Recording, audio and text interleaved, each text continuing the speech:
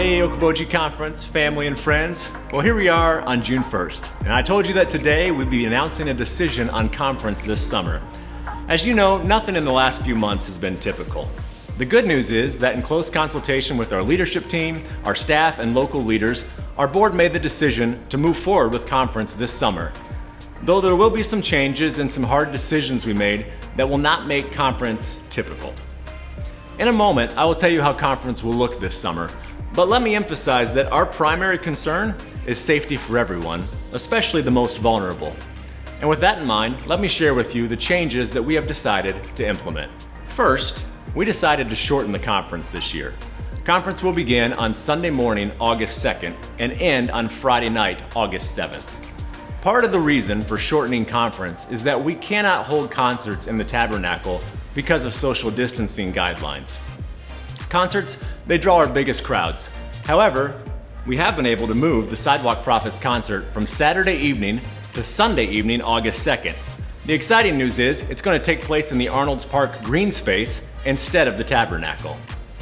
Second, again, because of social distancing guidelines, we will not be able to have a nursery or children's and youth programming.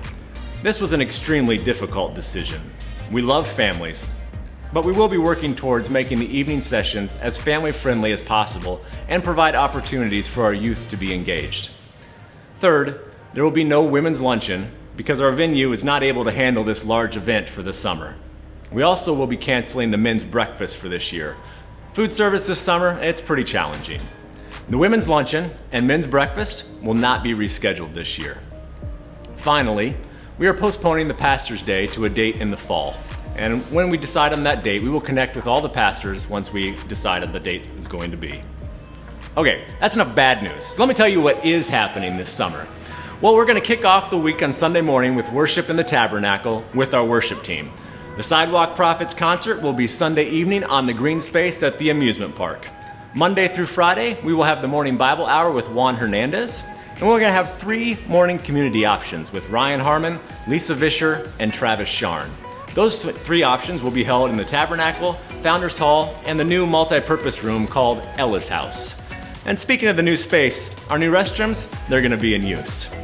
We will have our regular evening sessions Monday through Friday in the Tabernacle. There will be prayer gatherings in the mornings and in the evenings. We will still have fellowship gatherings with nutty bars and food trucks, and they will be taking place on an expanded terrace. One other change, we're not going to be printing and mailing the regular programs. Instead, you will be receiving a revised schedule and updates in a letter format in the mail towards the end of June or early July. The changes to this summer's Bible conference are being instituted because, well, first, we want to provide programming and safety, consideration and sanitization for our conference family that meets all the federal, state, and local guidelines. Second, we want to provide a conference that can flex our programming depending on how COVID-19 is affecting Okoboji in August. We want to live in faith, not fear, but also walk in wisdom and prudence as we consider our Christian responsibilities and our testimony. For those who decide to not attend this year, all of our events in the Tabernacle will be streamed live. We want everyone who decides to stay home to have access to our Tabernacle programming. These programming includes our Sunday morning worship, the morning Bible hour Monday through Friday, the morning community that will be taking place in the Tabernacle, and the evening worship services.